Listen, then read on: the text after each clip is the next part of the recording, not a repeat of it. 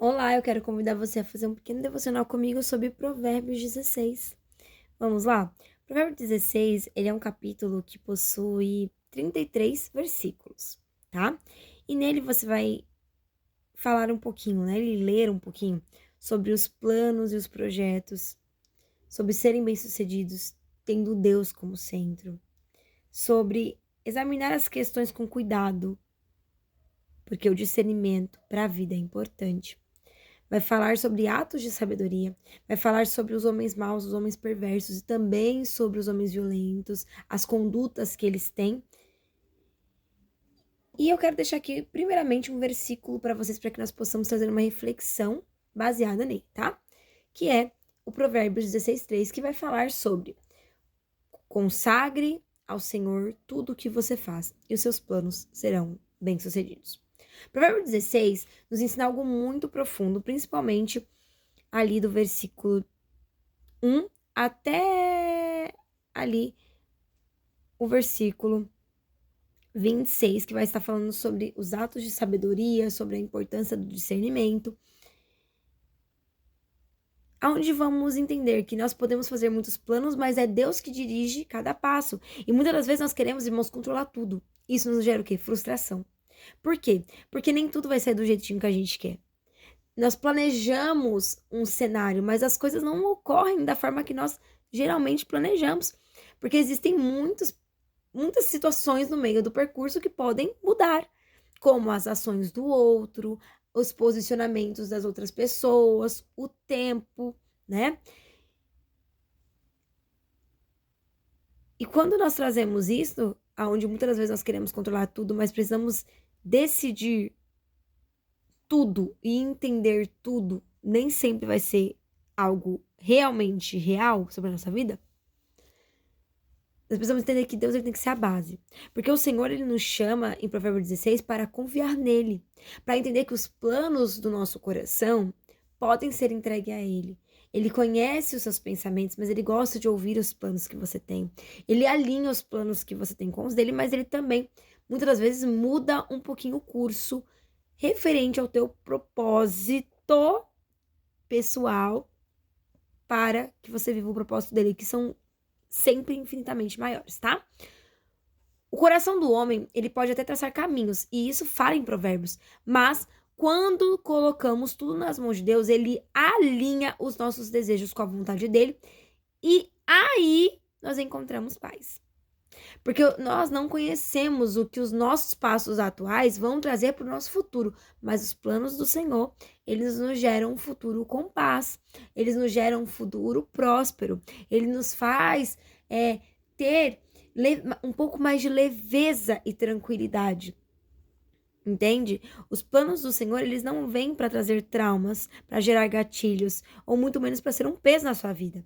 Então, esse capítulo, ele também nos alerta sobre o perigo das pessoas orgulhosas, que são aquelas pessoas que só querem ouvir o sim de Deus e esquecem que Deus também pode dizer o não, porque o pai fala não para o teu filho para livrá-lo de muitas situações.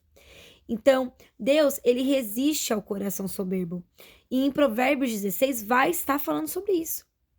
Não apenas nos versículos 27 ao 30, mas se você for pegar um pouquinho de cada versículo, vai estar falando o justo faz isso e o ímpio isso, né? Que são as pessoas que são orgulhosas, as pessoas que querem um Deus que seja ela mesma, que seja um Deus que concorde com tudo que ela quer, literalmente um gênio da lâmpada, o que elas querem, né?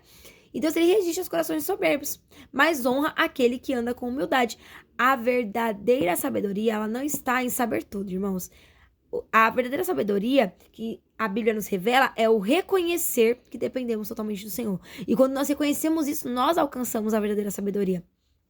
Outros ensinamentos poderosos que neste livro vai nos trazer é sobre as nossas palavras e atitudes. Uma vida guiada por Deus, irmãos, ela tem que refletir a Ele nas suas palavras e nas suas atitudes, no agir e no tratar as pessoas.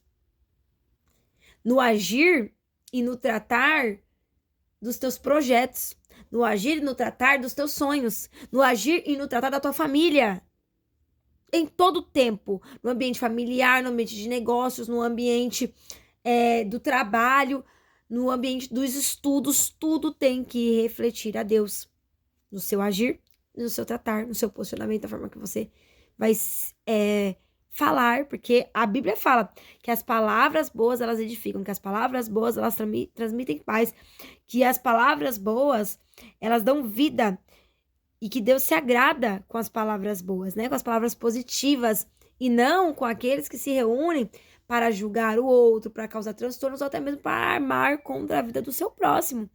Nós precisamos entender, irmãos, que a mansidão e a calmaria, elas são algo que vêm do Senhor, porque elas evitam o quê? Conflitos. Tanto que a Bíblia fala muito sobre essa questão de discussões, né? Voltando um pouquinho ali em Provérbios 15, versículo 18, vai dizer: o homem irritável provoca disserção, mas quem é paciente acalma as discussões. Deus, ele fala sobre o poder de entender que a tua palavra, ela tem esse poder de trazer o quê? Calmaria, de trazer a paz para o ambiente. E Deus, ele quer isso de nós.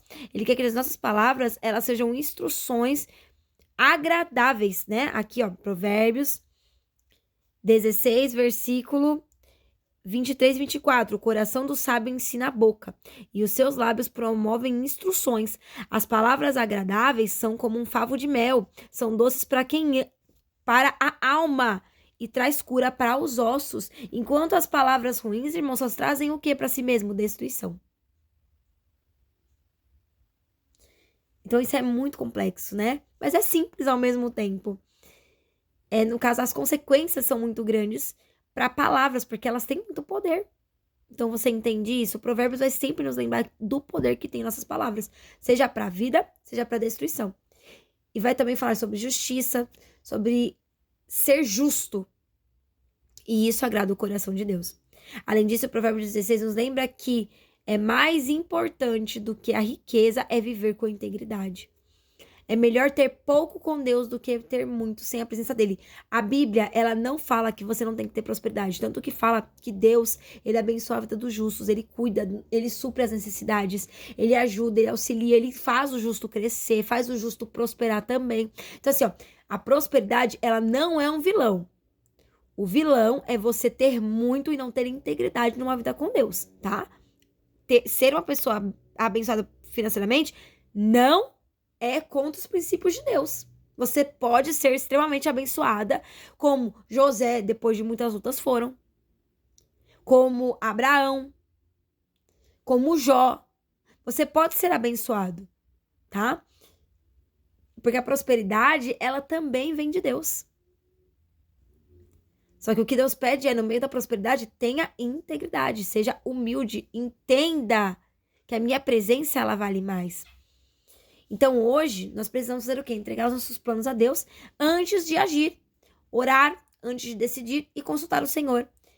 Nós precisamos escolher viver uma vida de humildade, sabedoria e confiança, porque é isso que muda completamente a nossa vida.